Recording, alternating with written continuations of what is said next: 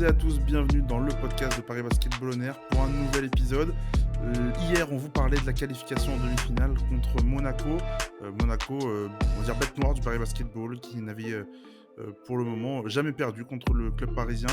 Eh bien, ce samedi soir, la première défaite de Monaco, la première victoire de Paris surtout contre la Roca Team, 98-93 dans un des matchs peut-être l'un des matchs les plus beaux de l'histoire du Paris Basketball.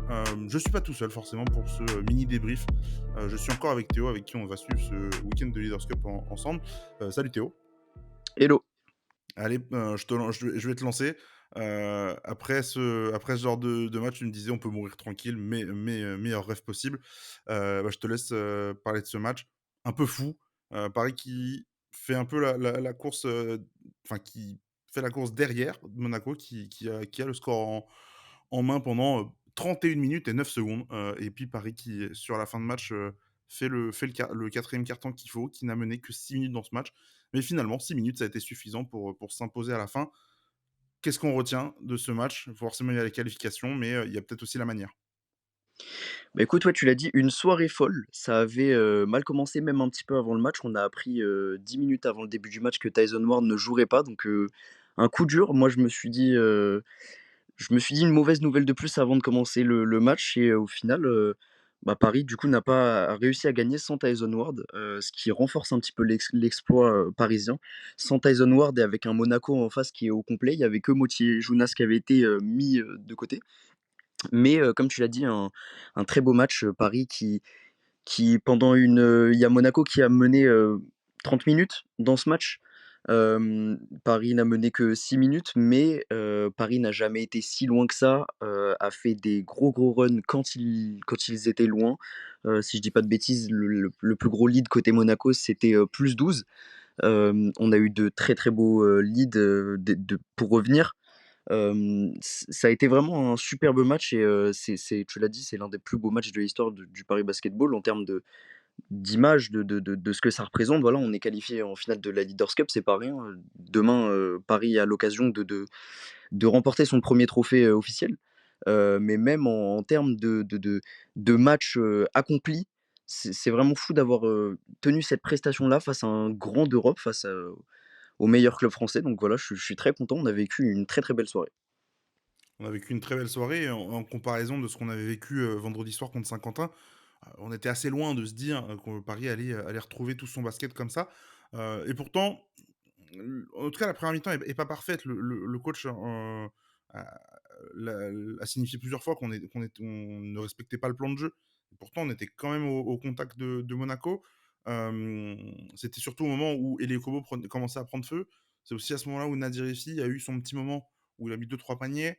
Et puis, tu as réussi en deuxième mi-temps en fait, garder la tête froide et pas avoir un espèce de sentiment d'infériorité face à une équipe d'Euroleague qui faisait office de grand favori, qui en plus était revancharde parce que l'année dernière, ils avaient déjà perdu en quart de finale, donc s'ils avaient peut-être aussi l'envie de se racheter vis-à-vis de leur échec précédent.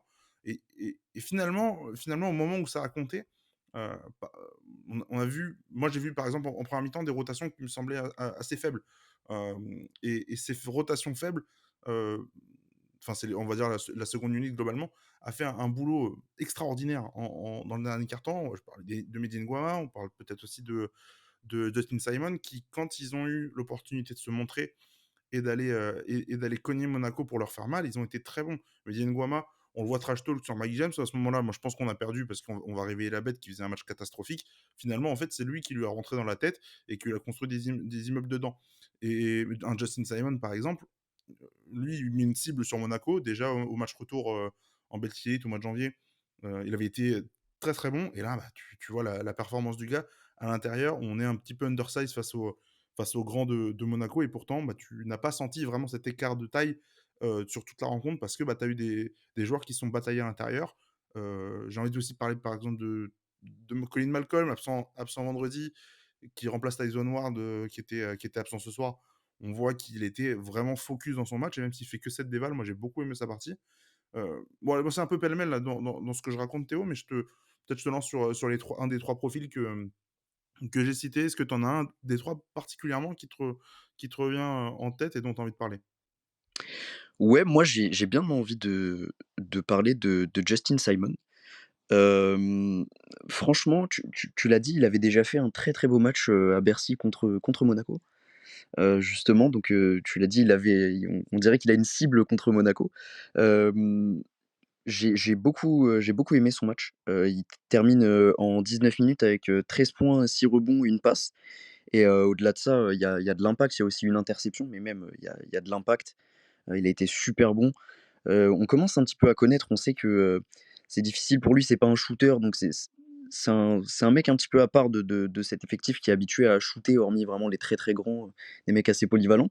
Mais il de par son impact, de par, ses qualités défensives et même sa lecture, enfin son basket IQ, j'ai envie de dire, il a été super, décisif et important et du coup, il a fait vraiment un super match et je vais aussi parler, très vite de Ngoma comme tu l'as dit. Franchement, je pensais comme toi, on en a rigolé un petit peu pendant le match, on s'est écrit, je me suis dit quand je l'ai vu trash talk, je me suis dit: «Oh là là, ça va, c'est mal parti pour nous».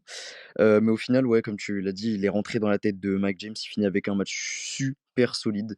Il fait, 10 minutes, 10 points, 2 rebonds, 3 passes et 2 interceptions, il me semble.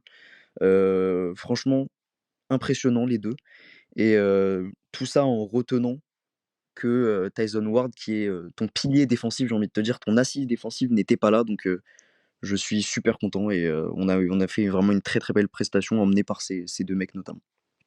Ouais, les deux en sortie de banc et puis, bah, sur le 5 majeur, on a eu, j'ai trouvé un Sébastien Herrera, clinique, dans ce qu'il sait faire.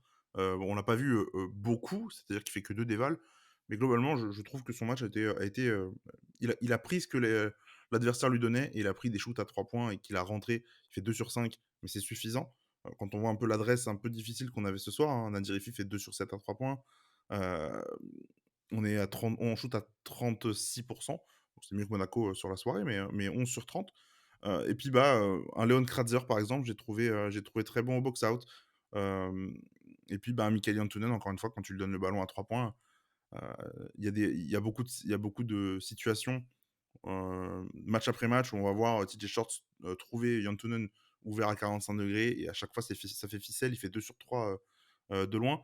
Mais j'ai envie de te laisser peut-être parler de TJ Shorts parce que, bah, on faut bien qu'on parle quand même de l'homme du match. Moi qui ai une stat qui me choque, qui me surprend, forcément, on l'a tous vu, c'est les 14 sur 15 au lancer franc. Il a pris, les 3 quarts des lancers francs de Paris. Il a été, a priori, peut-être l'un de ses meilleurs matchs de la saison, si ce n'est le meilleur, parce que vu l'adversité qu'il avait en face. Tu donné une très bonne stat et moi je vais en donner une deuxième pour compléter un petit peu ce truc. Hem, Sur l'ensemble du match, l'effectif du Paris Basketball a provoqué 18 fautes, hem et tu TJ Shorts qui en provoque 12. 12 sur 18 et ça donne donc les 15 lancers francs, donc 14 qu'il met. Un impact vraiment, il a fait très, très mal. Il a fait très, très mal en provoquant des fautes, en donnant du rythme, en cassant un petit peu aussi, cette image de grosse défense que Monaco donne et il a vraiment fait un super match, en 29 minutes avec 25 points, 5 passes décisives, 2 interceptions. Il a été super important et puis, voilà, j'ai trouvé son game vraiment super impressionnant. Hem, j'ai envie de dire seulement 2 pertes de balles, et il finit avec 27 dévals, un match, très, très complet. Il a été clutch à de très, très bons moments, pour revenir dans le game à plusieurs reprises.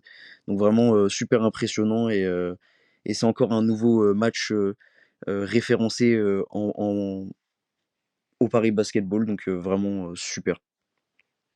Ouais, moi, ce que j'ai beaucoup aimé de la part de TJ, c'est qu'on voit sur ce match qu'il a été beaucoup moins embêté par la défense monégasque, dans le sens où, hem, les équipes commencent à connaître son jeu et l'attendent beaucoup plus bas qu'en début de saison. Donc il a plus de difficultés généralement à prendre de vitesse sur le drive et bah, il va avoir tendance à plus shooter à 3 points et là, pour le coup, il prend que 2 tirs, il en met un.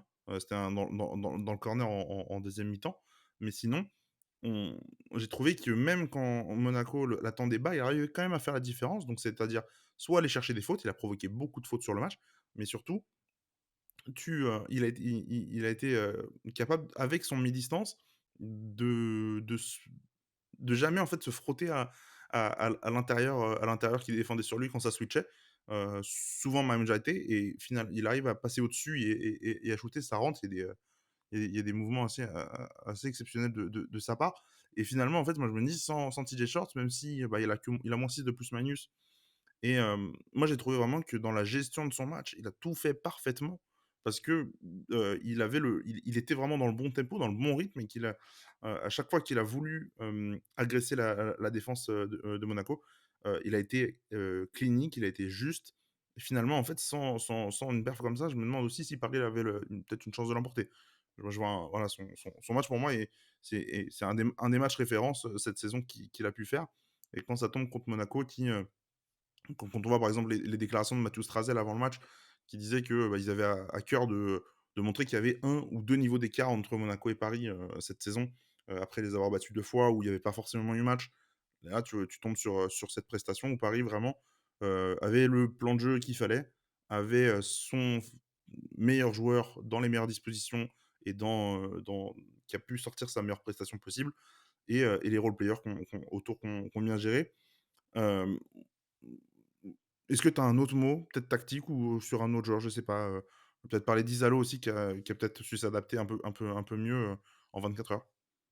Ouais, moi, pour rebondir sur, ce que tu disais, il y a aussi eu une déclat de Sacha Obradovic, le coach du Monaco, juste avant le match, qui disait qu'on s'est préparé, à ce match comme un match d'Euroleague. Donc ça montre bien encore le sérieux qu'a voulu montrer Monaco. Donc c'était pas un match qu'ils ont lâché. Il y a des matchs comme ça que des équipes, des grandes équipes peuvent se permettre de lâcher et ils avaient pas à cœur de le lâcher. Donc voilà, c'est pas une victoire, déméritante, pour Paris, c'est même une très, très belle victoire. Mais ça montre encore que, voilà, on est allé chercher un gros game, mais que Monaco n'a pas lâché son match. Donc je suis super content et ouais, pour revenir sur ce que tu as dit, ouais, Isalo, je suis super content. On a vu une réaction, quand il y a eu un panier clutch, à moins d'une minute de la fin, hem la réaction d'Isalo qui rentre sur le terrain quand il y a un temps mort qui est pris par Monaco, j'ai vraiment ça fait plaisir de voir cet homme qui construit de belles choses à Paris, qui rayonne. Donc je suis super content et même, on voit que le groupe vit bien donc c'est super plaisant et je suis super content pour toute l'équipe. On est super content pour toute l'équipe et donc direction la finale de la Leaders Cup, Paris donc qui fêtait sa première participation à la Leaders Cup, Pro A, et qui donc va aller en finale pour rejoindre un club qu'on connaît bien, le Nanterre 92 qui a disposé un peu aussi à la surprise générale, de la JL Bourg. On va pas se mentir, les 2 demi-finales étaient vraiment d'un excellent niveau là ce samedi. Cette fois-ci, j'ai fait mes devoirs, cette fois-ci, j'ai regardé les autres matchs de la journée et Nanterre notamment avec Johan Béguin qui fait un gros, gros match, un gros dernier quart-temps. Les scénarios sont assez similaires, hein, Bourg démarre le troisième quart-temps avec peut-être 10 points d'avance, et s'écroule totalement en prenant un 14-0 d'entrée.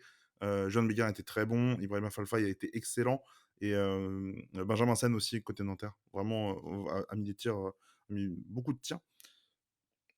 Théo, qu'est-ce que ça t'inspire là, cette finale contre Nanterre? Effectivement, c'est d'un côté pour Paris, l'opportunité de gagner son premier titre de son histoire, son premier titre officiel. Côté Nanterre, c'est offrir le seul titre qui manque à Pascal Donadieu avant qu'il raccroche, le costume d'entraîneur. Voilà, qu'est-ce que toi ça t'inspire, de voir cette finale qui va donc se dérouler demain à 18h30? Bah, c'est un peu une finale, c'est vraiment la finale que personne n'attendait. Déjà, aujourd'hui et même hier pour, Nanterre, on a vécu des exploits pour les 2 équipes donc c'est 2 équipes qui vont se rencontrer, qui ont vécu un gros début de week-end déjà et qui se rencontrent pour, le but ultime d'une compétition comme ça, c'est remporter le titre. Donc ça va vraiment être une belle opposition et l'équipe qui en fait, c'est 2 équipes qui sont, comment dire? On va pas dire similaires, mais qui ont fait de gros exploits ce week-end. Donc ça va être une opposition super plaisante à suivre et bah, comme tu l'as dit, il y a un petit peu une histoire déjà dans ce match, étant donné la rivalité un petit peu entre Nanterre et Paris. Le fait que, bah, voilà, tu l'as dit, Juan, ancien parisien, est à Nanterre et a fait un super game aujourd'hui, il a été super clutch, il a fait un gros poster et cetera. Donc c'est vraiment un match que j'ai hâte de suivre plus que n'importe lequel, parce qu'on aurait pu se dire: «Bah, voilà, la finale est un peu donnée», ça aurait pu être, Monaco contre, je dis n'importe quoi, l'Asvel. C'est un match, surprenant et j'espère qu'il va nous surprendre et qu'il va être aussi bien, que tout ce qu'on a vu ce week-end. Tous les matchs étaient super intéressants. Donc j'ai hâte de voir ça et bah, évidemment, j'espère que Paris va gagner, mais ça sera difficile même si, on sort d'un gros match contre Monaco. Ouais, Paris reste plus ou moins favori quand même, je à mon sens en tout cas, au vu des saisons, respectives des 2 équipes et des 2 premiers matchs qu'il y a eu cette année entre, du premier match pardon, qu'il y a eu entre Nanterre et Paris qui avait été largement à l'avantage des Parisiens, mais rien n'est fait effectivement et on verra ça demain soir. Beh, écoutez, nous, on va s'arrêter là pour ce podcast express. C'est des débriefs plus courts parce que comme il y a que 24 heures entre chaque match, je préfère que vous ayez le temps d'écouter avant de vous placer devant le canapé pour, bah, notamment la grande finale donc qui a lieu ce dimanche. Et oui, l'événement basket du week-end, c'est pas le All-Star Game, c'est bien la Leaders Cup avec le Paris Basketball en finale. On se retrouve, nous, demain, du coup, pour un débrief, le débrief de la finale de la Leaders Cup entre Paris et Nanterre. Ce sera probablement Théo et moi, encore une fois. On va pas changer un duo qui gagne et qui passe des tours en Leaders Cup.